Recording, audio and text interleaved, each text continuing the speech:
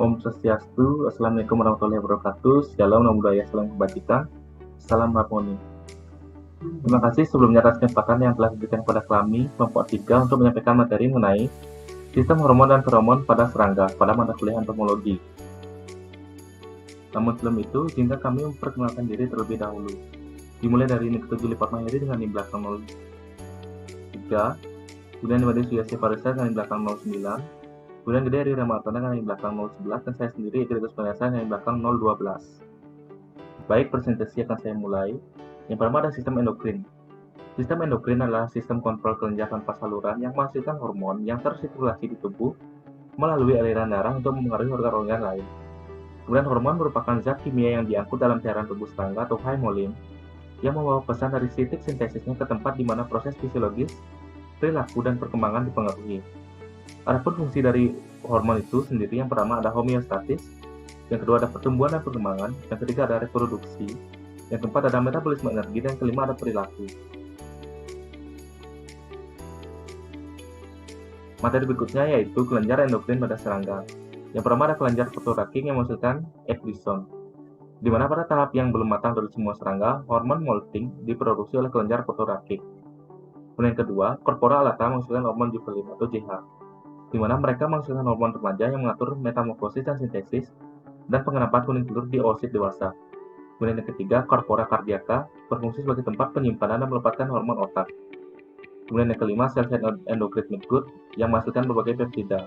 Kemudian yang terakhir ada kelenjar epitracheal menghasilkan hormon pemicu ekdisis atau ekdisien di Lepidoptera. Materi berikutnya yaitu hormon neurosekretori. Yang pertama ada brain hormone, di mana NSC di bagian dorsal protocerebrum menghasilkan hormon yang disebut protorakitotropic hormone atau PTTH, atau hormon otak yang mengaktifkan kelenjar fotorakik. Yang kedua ada bursikon, merupakan hormon neurosekretori yang mengontrol penyamakan atau sklerotisasi dan sifat mekanik kutikula selama dan setelah mabung. Kemudian diuretik hormon, merupakan sel-sel neurosekretori yang tersebar di tali saraf ventral, menghasilkan hormon diuretik yang terlibat dalam pengaturan keseimbangan air pada serangga. Kemudian materi berikutnya yaitu signifikansi fungsional hormon neurosekretori, di mana sekresi sel neurosekretori median mempromosikan fungsi kelenjar protorakik merangsang sintesis protein, dan memungkinkan juga untuk mengontrol kehilangan air dan aktivitas perkembangan pada oosit. Materi berikutnya yaitu hormon corpora cardiaca. Corpora cardiaca ditemukan pada bagian besar serangga kecuali columbola, yang terletak pada kedua sisi aorta di belakang otak, dan bertindak sebagai organ penyimpanan dan pelepasan konvensional untuk hormon saraf. Kemudian berikutnya ada juvenile hormone atau neotinin. Corpora allata mengeluarkan juvenile hormone atau neonipin sehingga menghambat metamorfosis. Oleh karena itu, hormon CA ini terkadang juga disebut sebagai hormon penghambat atau status quo. Kemudian yang berikutnya yaitu ecdison atau molting hormone. Ecdysteroid diproduksi oleh kelenjar protorakik pada serangga yang belum dewasa dan oleh gonad pada serangga yang sudah dewasa. Kemudian ada hormon peptin atau hormon peptida yang lainnya. Hormon diketahui untuk mengontrol berbagai fungsi fisiologis, biokimia, dan perkembangan termasuk keseimbangan air, metabolisme lipid dan karbohidrat, kontraksi otot, reproduksi, serta pertumbuhan dan perkembangan. Baik, sekian materi yang dapat saya sampaikan. Untuk yang berikutnya akan dilanjutkan oleh teman saya. Di sini saya akan menjelaskan mengenai 3 kelompok sel neuroendokrin yang utama pada insekta sebagai berikut. Yang pertama adalah sel neurosekretori medialis yang memiliki akson yang membentang hingga ke corpora cardiaca, yakni sepasang organ yang berfungsi sebagai tempat penyimpanan dan pelepasan neurohormon.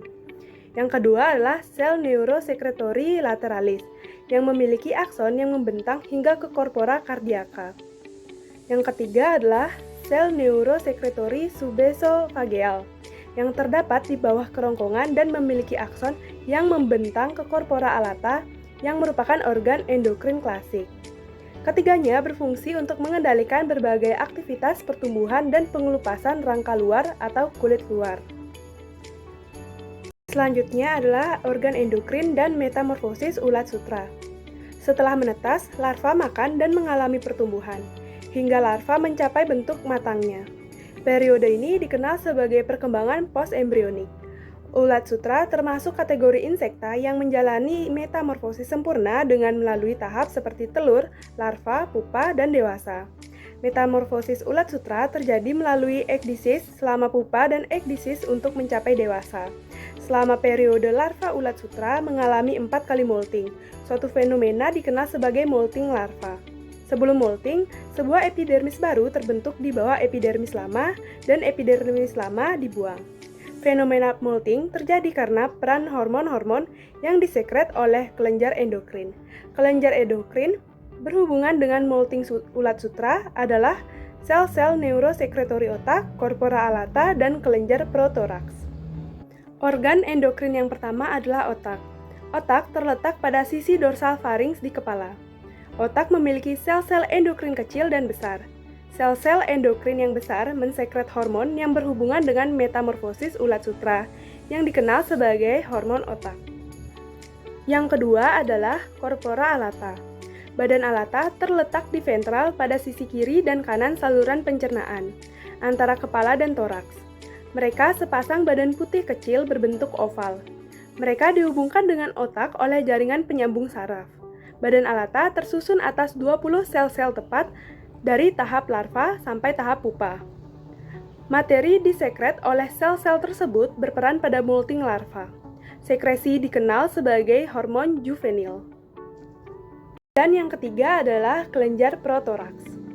Ada sepasang organ seperti benang terletak pada sisi dalam spirakel pertama dari segmen toraks pertama. Masing-masing stand 3 cabang menuju anterior, posterior, dan ventral. Kelenjar disusun beberapa sel. Selama pertumbuhan larva dan pupa, mereka mensekret hormon dengan cara bersiklus. Hormon-hormon berperan bersamaan dengan hormon otak selama molting, pupa, dan metamorfosis menjadi dewasa. Mereka berperan dengan hormon badan allata selama molting larva. Sekresi kelenjar protoraks dikenal sebagai hormon molting atau ekdison. Selain organ-organ endokrin tersebut, ulat sutra juga memiliki struktur lain seperti oenosit, kelenjar trakea sirkum, kelenjar suboesofageal, dan lain-lain. Dari kelenjar suboesofageal, diapause disekret mengontrol diapause telur. Selanjutnya, yaitu fungsi hormon pada serangga.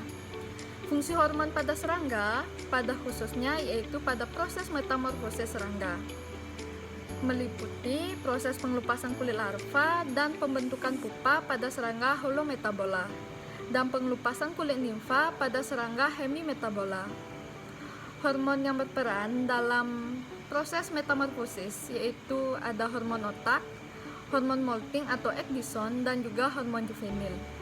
Yang pertama yaitu hormon juvenil atau juvenile hormon.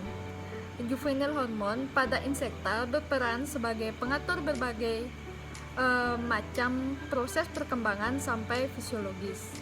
Yang kedua yaitu hormon otak yang disebut juga ekditropin, disimpan di dalam corpora cardiae. Yang ketiga yaitu hormon ekdison.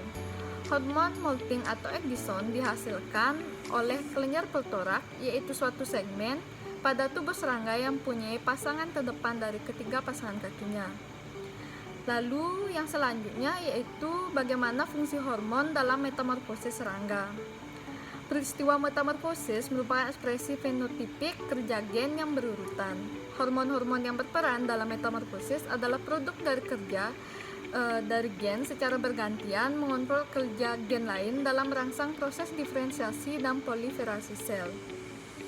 Secara berkala, sel-sel neurosekretori di dalam otak menggunakan suatu hormon otak, yaitu hormon yang merangsang kelenjar protoraks untuk menghasilkan ekdison. Selanjutnya, ekdison ini merangsang pertumbuhan dan menyebabkan epidermis menggetahkan suatu kutikola baru yang menyebabkan dimulainya proses pengelupasan kulit atau molting. Jika otak dari larva tersebut dibedah secara mikro, maka ekdison tidak akan dihasilkan lagi dan sementara itu pertumbuhan dalam proses pengelupasan kulit terhenti. Selain oleh pengaruh ekdison, proses pengelupasan kulit dan pertumbuhan juga dipengaruhi oleh hormon juvenil. Selama terdapat hormon juvenil, rangkaian pengelupasan kulit yang terjadi di bawah pengaruh ekdison hanyalah akan menghasilkan bentuk stadium tidak dewasa saja.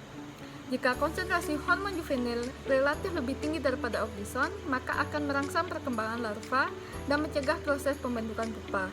Jika suatu serangga mengelupas kulitnya tanpa adanya hormon juvenil, maka hewan tersebut akan berdiferensiasi menjadi bentuk dewasa. Ekdison secara kontinu dihasilkan sampai pengelupasan kulit menjadi dewasa. Ekdison berperan merangsang sintesa RNA dan protein yang diperlukan pada proses pembentukan kepingan imaginal.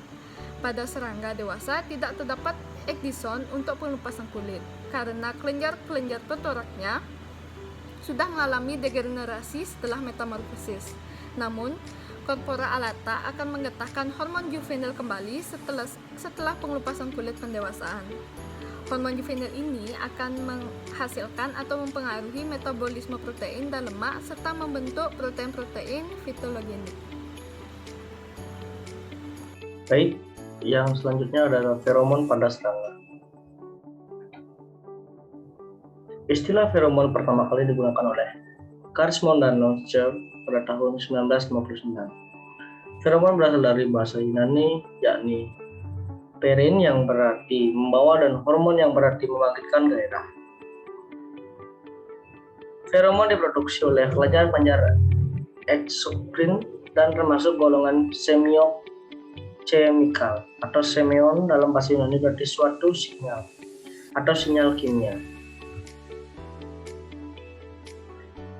Sinyal kimia dibagi menjadi dua, yaitu feromon dan alelokimia atau substansi kimia yang dilepaskan suatu organisme ke lingkungannya yang menampukan organisme tersebut berkomunikasi secara interspesifik. Feromon pada awalnya disebut ektohormon karena dikeluarkan oleh kelenjar dan memiliki pengaruh fisiologis seperti hormon. Istilah tersebut bersifat kontradiksi dengan feromon karena hormon adalah substansi yang dikeluarkan secara internal untuk mempengaruhi organisme lain, sedangkan feromon dikeluarkan secara eksternal untuk bisa mempengaruhi serangga lain. Feromon terdiri atas asam-asam lemak tadi, senyawa kimia dengan berat molekul rendah seperti ester, alkohol, aldehida, keton, epoksida, lakton, hidrokarbon, terpen, dan sesquiterpen adalah komponen umum dalam feromon. Berikut merupakan jenis-jenis feromon. Feromon dibagi dalam dua kelompok atau feromon primer dan releaser. Feromon primer dapat mempengaruhi fisiologi serangga, sedangkan releaser mempengaruhi tingkah laku serangga dari spesies yang sama. Feromon primer umumnya terdapat pada serangga sosial dan dalam bentuk banyak dipelajari karena sulitnya mengisolasi feromon tersebut. Feromon releaser dikelompokkan berdasarkan fungsi Claudin tahun 2022 atau tingkah laku yang ditunjukkan oleh penerima menurut Shorey tahun 1973, yakni feromon seks, feromon agresi, feromon alarm, feromon pengikut jejak, dan distribusi atau feromon penanda lokasi. Yang pertama, pada jenis-jenis feromon adalah feromon seks. Feromon seks dapat dihasilkan oleh jantan atau betina untuk proses kawin. Pada sejumlah serangga dalam rangka proses kawin, maka feromon seks dapat dihasilkan oleh kedua serangga, jantan dan betina. Contohnya pada kupu-kupu. Ketika kupu-kupu jantan atau betina mengembangkan sayapnya, saat itulah feromon tersebar di udara dan mengundang lawan jenisnya untuk mendekat secara seksual. Feromon seksual memiliki sifat yang spesifik untuk aktivitas biologis di saat jantan atau betina dari spesies yang lain tidak akan merespon terhadap feromon yang dikeluarkan betina atau jantan dari spesies yang berbeda. Yang kedua ada feromon agregasi. Feromon agregasi adalah feromon yang dikeluarkan untuk menarik serangga jantan maupun betina untuk kelompok, dan jenis feromon ini juga dapat meningkatkan kemungkinan kopulasi dalam populasi tersebut. Feromon agregasi umumnya diproduksi oleh serangga dari Ordo Coleoptera untuk mempertahankan diri terhadap serangga predator dan untuk mengatasi resistensi tanaman inang terhadap serangan kumbang tersebut. Sebagai contoh, serangga patina kumbang kulit kayu pada saat mengetam masuk ke dalam pohon mengeluarkan feromon agregasi dan bersama-sama dengan terpen yang dihasilkan oleh pohon tersebut dapat menarik bagi serangga jantan maupun betina. Yang selanjutnya ada feromon alarm. Feromon alarm pada umumnya dihasilkan oleh serangga-serangga sosial. Feromon alarm dikeluarkan sebagai pengingat terhadap sesamanya pada saat ada ancaman atau bahaya dan pembentukan pertahanan koloni. Feromon pengikut jejak terdapat pada serangga-serangga sosial seperti semut, rayap, dan lebah. Feromon ini sudah banyak dipelajari. Sebagai contoh, semut adalah sudah membangun mekanisme yang sangat sensitif untuk mengikuti jejak sesamanya untuk mendapatkan sumber makanan.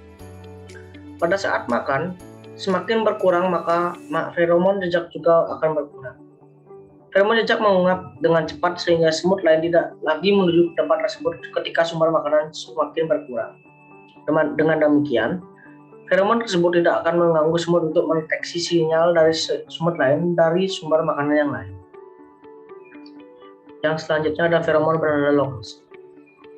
Feromon penanda lokasi dikeluarkan oleh serangga tertentu untuk menjaga kepadatan populasi individu agar tidak melampaui kapasitas tampung.